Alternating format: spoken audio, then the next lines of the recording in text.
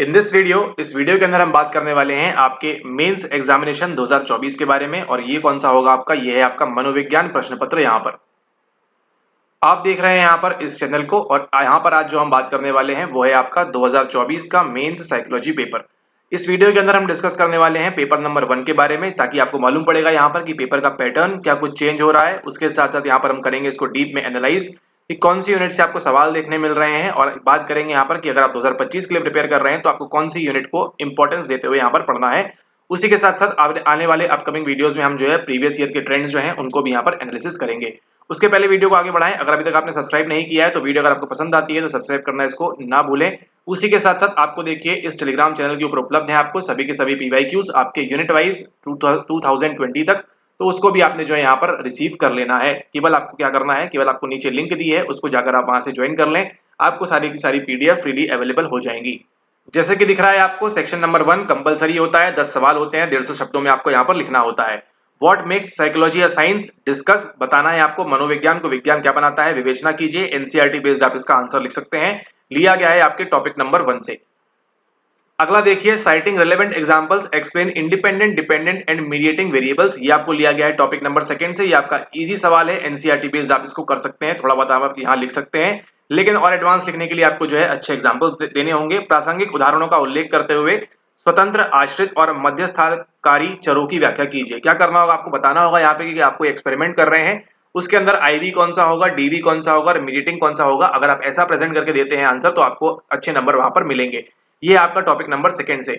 उसके बाद देखिए सेम टॉपिक नंबर 2 से आपको लिया गया है describe data collection methods in psychology with special reference to observation and survey method, यानी कि यहाँ पर अवलोकन और सर्वेक्षण जो विधियां हैं इनका इस्तेमाल करके आप किस प्रकार से डेटा कलेक्ट करते हैं वो आपको यहाँ पर बताना है। तो अगेन यहाँ पर इजी सवाल चल रहा है इसके अंदर। देन यहाँ पर देखिए अगला सवाल है differentiate between growth and development, वृद्धि और विकास के बीच अंतर कीजिए। एनसीईआरटी खोलेंगे आपको मिल जाएगा बड़े आराम से, डिफरेंस यहाँ पर दिए हुए हैं, उसको भी अगर आप यहाँ पे लिख देते हैं तो आपको नंबर बड़े आसानी से मिल जाएंगे। ठीक है, ये आपको ध्यान रखना है। Explain the principles of life span development in the context of developmental ecology, यहाँ से थोड़ा सा सवाल जो है घुमा दिया है, तो इसके लिए आपको जो है डीप में नॉलेज लेना होगा, यहाँ पर इसको पढ़ना होगा कि विकास की पारिस्थितिकी के संदर्भ में जीवन पर्यंत विकास के सिद्धांतों की व्याख्या कीजिए। कौन कौन से सिद्धांत है यहाँ पर उसको आपको यहाँ पर बताना है। अगला देखिए सवाल नंबर यहाँ पर how do the principles of classical conditioning help in formation of likes and preferences. ठीक है, क्लासिकल कंडीशनिंग का आपको एग्जांपल देना होगा, उसी के साथ साथ आपको बताना होगा कि आप पसंद कैसे करते हैं और प्रेफरेंस आपकी कौन सी चीजें हो जाती हैं, इसको आपको डिस्कस करना होगा। कंडीशनिंग के अकॉर्डिंग आपको सबसे पहले क्या करना है, प्रिंसिपल्स ऑफ क्लासिकल कंडीशनिंग बताना है। उसके बाद आपको बताना होगा कि किस प्रकार से आपको जो है यहाँ पर पसंद और प्राथमिकताओं के निर्माण में प्राचीन अनुबंधन आपकी यहाँ पर सहायता करेगा। तो यहाँ पर तक अगर हम बात करें तो आपके स्टार्टिंग की जो आपको 5 सवाल पूछे गए हैं वो कंपैरेटिवली आपके इजी हैं, अगर हम बात करें आपके प्रीवियस ट्रेंड के हिसाब से तो। ठीक है, एनसीईआरटी बेस्ड सवाल पूछे हैं, ज्यादा कुछ डिफिकल्ट नहीं है। लास्ट के 2 सवाल थोड़े से यहाँ पर आपके ट्रिकी हैं, वो कह सकते हैं मॉडरेट लेवल के हैं। बाकी अगर आपने पहले से थोड़ा बहुत पढ़ के रखा है तो आपके लिए बाकी के सारे सवाल जो है यहाँ पर आपके लिए काफी ज्यादा आसान हो जाएंगे। अब आगे देखते हैं यहाँ पे सेकंड नंबर का सवाल describe the diversity in the disciplinary thoughts with special reference to structuralism, functionalism and behaviourism. संरचनावाद, प्रकारवाद और व्यवहारवाद के विशेष संदर्भ में अनुशासनात्मक विचारधाराओं में विविधता का वर्णन कीजिए। यहाँ पे करना है आपको 20 मार्क्स का, ये आपका अच्छा सवाल है।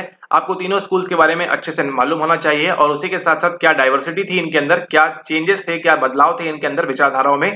ठीक है, कौन सी विविधताएं थी उनका आपको वर्णन करना होगा यहाँ पर। ठीक है, यहाँ पर बात कर रहे थे कि आप क्या करो एलिमेंट्स में तोड़ दो, यहाँ पे बात कर रहे थे कि आप उनके फंक्शंस को देखो, और यहाँ पर बात कर रहे थे स्ट्रक्चर और रिस्पॉन्स के बारे में, सॉरी स्टिमुलस और रिस्पॉन्स के बारे में।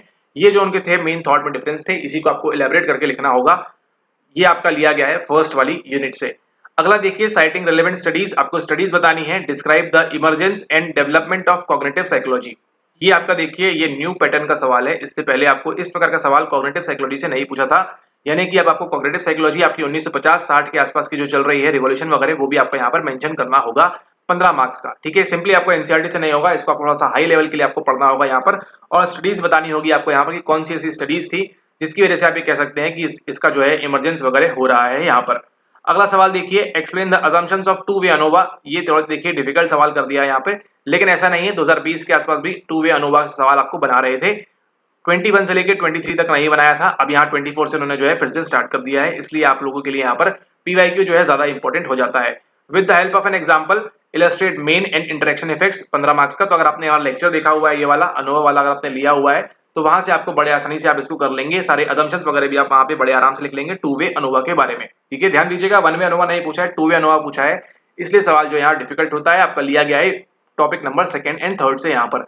उसके बाद आगे देखिए यहाँ पर सवाल नंबर 3A की अगर हम बात करें, 3A में बोल रहे हैं discuss the signal detection theory with reference to perceptual vigilance task performance. 20 number का टफ सवाल आपको यहाँ बनाया है। इसके पहले आपसे पूछ रहे थे 2019-20 के आसपास, यहाँ पे अगर आप देखेंगे पीवाईक्यूज आपको एसडीटी पूछ रहे थे, उसके बाद आपको पूछना बंद किया एंड देन अगेन अब यहाँ पे उन्होंने स्टार्ट कर दिया है। ये है आपका टॉपिक नंबर 5 से, जहां पे आप पढ़ते हैं अटेंशन परसेप्शन वो वाली यूनिट। ठीक है, तो आपको यहाँ पर सिग्नल डिटेक्शन थ्योरी बतानी है और उसको बताना है कि किस प्रकार से उसका हम परसेप्चुअल विजिलेंस टास्क कोई परफॉर्म कर रहे हैं तो उसमें क्या चीजें यहाँ पर हो सकती है। अगला सवाल पूछ रहा है आपसे, क्या दंड हर परिस्थिति में प्रभावी होता है? दंड के सकारात्मक एवं नकारात्मक पक्षों की विवेचना कीजिए। 15 मार्क्स का सवाल है। Does punishment work in all situations? Discuss the pros and cons of punishment. आपको बताना है यहाँ पर कि क्या क्या उसके फायदे हैं, क्या क्या उसके नुकसान है। सिंपली अगर आप एनसीईआरटी देखें, सवाल का बस लैंग्वेज चेंज की गई है, लेकिन पूछने का जो चाह रहे हैं वो सेम वही चीज पूछना चाह रहे हैं कि पनिशमेंट पॉजिटिव और नेगेटिव वाली किस प्रकार से हो सकती है, क्या मदद करती है, क्या मदद नहीं करती है। ठीक है, अब आपको ये पता है ना कि पनिशमेंट जो है वर्क इन ऑल सिचुएशंस कभी नहीं होने वाला, हर सिचुएशन में वर्क करेगी, ये तो पॉसिबल ही नहीं है। उसके अकॉर्डिंगली आपको जो है यहाँ पर अपना आंसर को मॉडिफाई करना है। अगला देखिए, इज रिकंस्ट्रक्टेड मेमोरी एक्यूरेट? बिल्कुल नहीं। Describe the process of reconstruction citing research evidence. तो आपको यहाँ पे एलिजाबेथ और लॉफ्टस की जो स्टडी है, ठीक है, उसको यहाँ पे मेंशन करना है 15 मार्क्स के लिए। यहाँ पर क्या पुनर्निर्मित स्मृति परिशुद्ध होती है? शोध साक्ष्यों के संदर्भ में पुनर्निर्माण प्रक्रिया का वर्णन कीजिए। 15 मार्क्स का आप इस सवाल को बड़े आसानी से यहाँ पर कर लेंगे अगर आपको स्टडीज वगैरह मालूम है तो। उसके बाद देखिए अगला सवाल जो है आसान है। Differentiate between classical and operant conditioning, discuss their applications with suitable example. Simply आपको सीसी और ओसी के बीच आपको यहाँ पर जो है डिफरेंसेस बताने हैं, एग्जांपल देना है और कुछ नहीं। 20 मार्क का सवाल। अगला देखिए, how do various monocular and binocular cues help us with depth perception?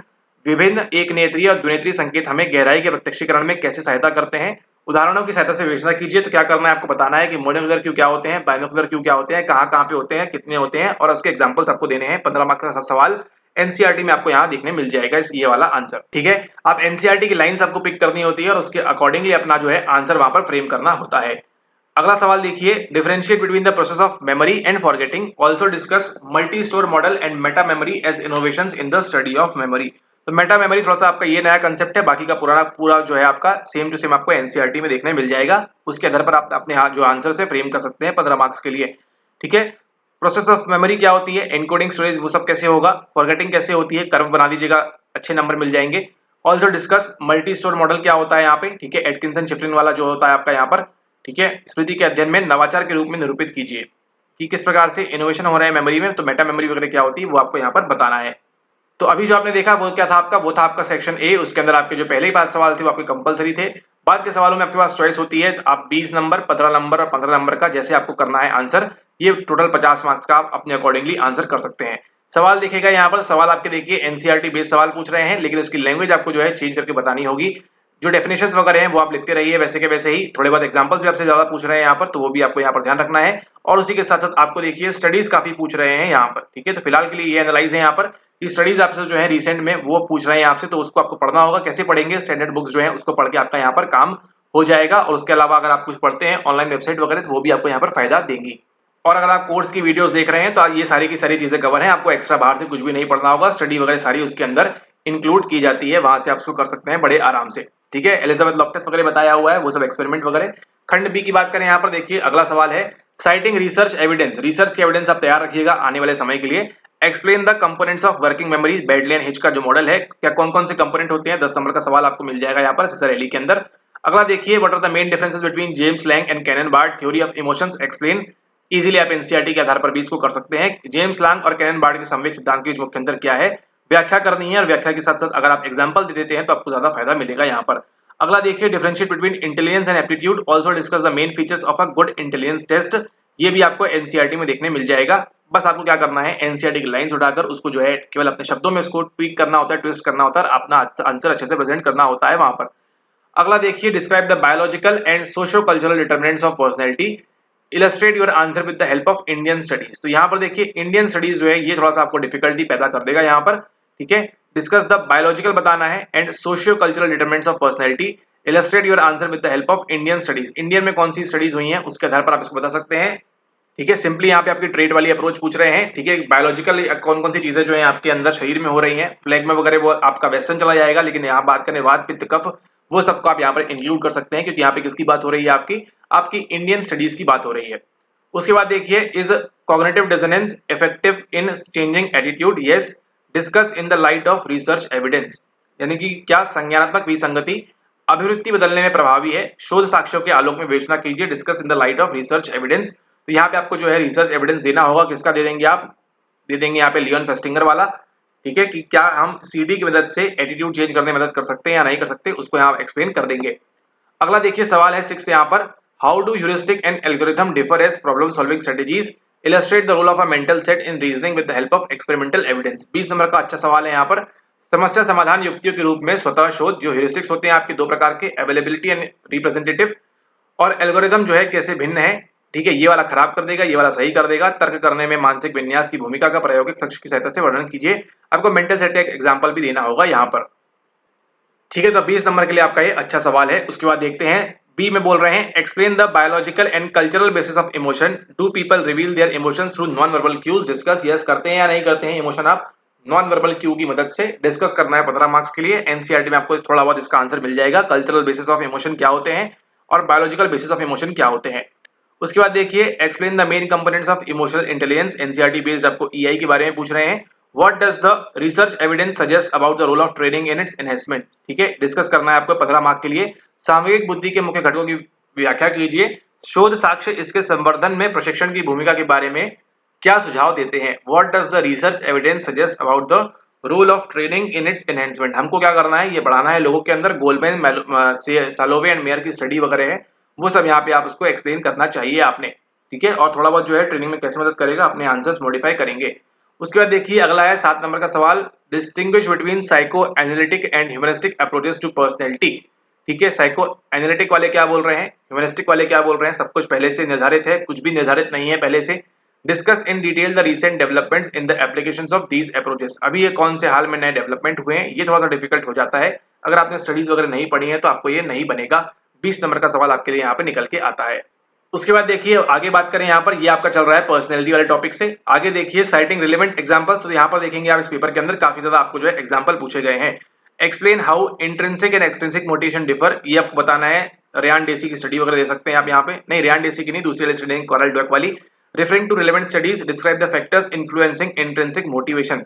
क्या आपके चीज को आंतरिक अभिप्रेरणा को कौन बढ़ाएगा, उसको उल्लेख करना है। ये आपका पीवाईक्यू रिपीट है, पहले भी इस प्रकार के पीवाईक्यू पूछे जाते थे 2020 के पहले। ठीक है, ओके अगला देखिए, discuss the functions of REM sleep and major theories of dreaming.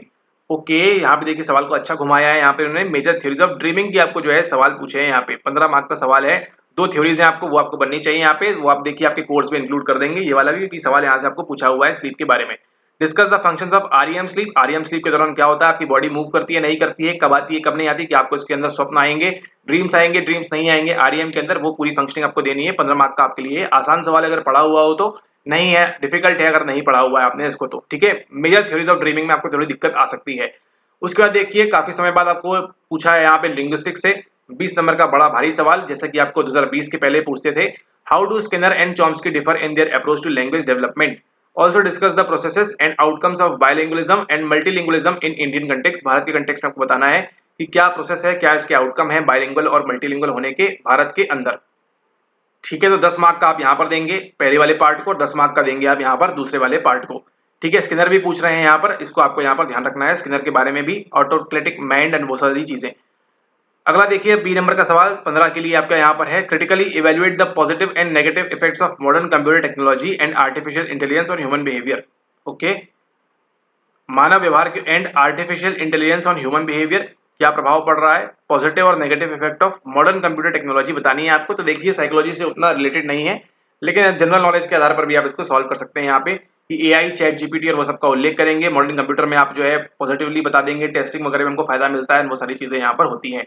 उसके बाद देखिए अगला सवाल है, सवाल नंबर सी, यहाँ पे 15 मार्क्स के लिए। पहले ये सवाल जो पूछते थे आपसे 10 मार्क्स के लिए पूछते थे, अब यहाँ पे उन्होंने 15 मार्क्स के लिए पूछा हुआ है आपको इस बार। भारतीय समाज में पूर्वाग्रह और भेदभाव को कम करने के लिए आप एक सिविल सेवक को क्या सलाह दीजिएगा? What advice would you give to a civil servant to reduce prejudice and discrimination in Indian society? अच्छा, आप यहाँ पे एज अ साइकोलॉजिस्ट एक्ट कर रहे हैं, सवाल नंबर टॉपिक नंबर 1 से पूछा गया है। ठीक है, डिस्कस करना है आपको यहाँ पर कि आप कौन सी एडवाइस देंगे to a civil servant to reduce prejudice and discrimination in Indian society. भारतीय सोसाइटी में इसको कम करने के लिए आप क्या क्या एडवाइस देंगे प्रेजुडिस और डिस्क्रिमिनेशन को कम करने के लिए, ये आपको बताना होगा यहाँ पर इस सवाल के अंदर। ठीक है, ओके। इसके बाद देखें यहाँ पर आगे आगे तो यहाँ पर कुछ नहीं है, तो इसके बाद आपका जो है यहाँ पर पेपर समाप्त होता है। यहाँ पे हमने डिस्कस किया कंप्लीट आपके सारे के सारे 8 सवाल कौन कौन से टॉपिक से लिए गए हैं, क्या इजी है, क्या टफ है, क्या डिफिकल्ट है। आप यहाँ पर देखेंगे इस एनालिसिस के अंदर आपको एक बात निकल के आएगी सामने, वो क्या है, वो आपकी यहाँ पर ये है कि आपको जो है इस बार जो है इन्होंने पूछा हुआ है आपको रिसर्च एविडेंस के बारे में काफी ज्यादा, आपसे एग्जाम्पल्स भी मांगे हैं काफी ज्यादा। ठीक है, और आपके क्या क्या निकल के आए हैं, एक और चीज निकल के आई है वो देखते हैं यहाँ पर, वो है आपके पीवाईक्यू रिपीटिशन। ठीक है, पीवाईक्यू आपके रिपीट किए गए हैं, यस 100% आपके पीवाईक्यू जो है रिपीट हुए हैं, थीम टॉपिक सेम रिपीट हुआ है वैसे का वैसा ही, टू वे अनुभव का इंक्लूड किया है यहाँ पे। उसी के साथ साथ आपसे क्या पूछ रहे हैं, शोध साक्ष्य पूछ रहे हैं, यानी रिसर्च के कौन कौन से एविडेंसेस हैं वो आपसे पूछ रहे हैं। पुरानी स्टडीज आप दे सकते हैं जो पहले हुई है 1960 के आसपास की, और उसी के साथ साथ आपसे क्या पूछ रहे हैं यहाँ पर आपसे पूछ रहे हैं एग्जाम्पल्स के बारे में, आपको एग्जाम्पल्स वगैरह भी यहाँ पर देना होगा। ठीक है, और आपसे पूछ रहे हैं मेनली डिफरेंसेस, है ना, दो थ्योरीज को कंबाइन करके पूछ रहे हैं कि इन दोनों के बीच कौन कौन से डिफरेंस होंगे। ऑपरेंट कंडीशनिंग, क्लासिकल कंडीशनिंग देखा आपने, ह्यूरिस्टिक्स और एल्गोरिथम देखा यहाँ पर आपने, और इस प्रकार के और भी आपको सवाल यहाँ पर पूछे हुए हैं। ठीक है, तो अब आपने क्या करना है, इससे आपका टेकअवे क्या है, मेजर टेकअवे क्या है इस वीडियो से आपका यहाँ पर ये है कि अगर आप 2025 के लिए प्रिपेयर कर रहे हैं तो आपको सेल्फ स्टडी से अगर आप कर रहे हैं तो बहुत अच्छी बात है, आपने जो है और अच्छे से करना है, हमारे साथ कर रहे हैं तो और भी अच्छी बात है। लेकिन आपको एक बात जो ध्यान रखनी है वो ये है यहाँ पर खास तौर पर कि आपको जो है एनसीईआरटी पकड़ के चलना है, एनसीईआरटी आपको छोड़ना नहीं है, उसकी जो लाइंस है वो आपके लिए बहुत ज्यादा इंपॉर्टेंट है, जैसे आपके बाकी जीएस के लिए होती है। ठीक है, जैसे आपके प्री के लिए होती है एनसीईआरटी इंपॉर्टेंट, उसकी जो लाइंस है उसी को थोड़ा सा ट्विस्ट करके आपको जो है चेंजेस करते हुए उसको बताना है। उसके अगर आप एग्जाम्पल साइड करते हैं एनसीईआरटी वाले तो आपको ज्यादा नंबर मिलने की संभावना रहेगी हमेशा। ठीक है, और जो आप रिसेंट स्टडीज वगैरह हैं उनको अगर आप इंक्लूड करते हैं वहां पर तो भी आपको ज्यादा फायदा मिलेगा यहाँ पर। ठीक है, इसको आपको यहाँ पर ध्यान रखना है, और जो आपका बेसिक पूरा फ्रेमवर्क है, ठीक है, वो आपको यहाँ पर मालूम होना चाहिए। जो आपके सिलेबस में जो भी टॉपिक्स इंक्लूड किए गए हैं उनको भी आपको अच्छे से पढ़ना है, डीप में पढ़ना है, और सवाल जो है और एक और चीज करनी है आपको, वो क्या है, वो है आपका पीवाईक्यू। ठीक है, पीवाईक्यू आपको जो है पहले से लगा के जाना है, 2014 से लगा के जाते हैं तो बहुत अच्छी बात है, 14 से लेकर 24 तक का अगर आपने लगा लिया सारे के सारे पीवाईक्यूज तो आप मान के चलिए काफी अच्छा यहाँ पर आप स्कोर कर लेंगे। ठीक है, इसको आपने यहाँ पर ध्यान रखना है, और उसी के साथ आपको जो है एग्जाम्पल आपके रेडीमेड होना चाहिए। ठीक है, एग्जाम्पल आप रेडी करके रखिए अपने मुंह के ऊपर, जबान के ऊपर, कि अगर ये सवाल पूछेगा तो मैं इसको ये एग्जाम्पल दूंगी या दूंगा। ठीक है, इसको आपको यहाँ पर ध्यान रखना है। ठीक है, ओके, तो ये था आपका कंप्लीट पेपर 1 एनालिसिस आपके 2024 का। अगर आपको ये वीडियो पसंद आता है तो इसको जरूर लाइक कर दीजिएगा। टेलीग्राम पे आपकी फ्री पीडीएफ है, उसको वहां पे आप डाउनलोड करना ना भूलें, जहां पर आपको मिलते हैं यूनिट वाइज, सेक्शन वाइज उसको जमाया हुआ है, अलग किया हुआ है, उसको भी वहां से आप देख सकते हैं। ठीक है, ओके, नेक्स्ट वीडियो फिर मुलाकात होगी। अगर आप इस वीडियो को पसंद करते हैं तो यहाँ पर आपका पेपर 2 का एनालिसिस भी यहाँ पर लेके आया जाएगा, नीचे आप यहाँ पर कमेंट कर सकते हैं कुछ अगर आपको डाउट हो पेपर संबंधित। तब तक के लिए thanks for watching the video, have a nice day, take care.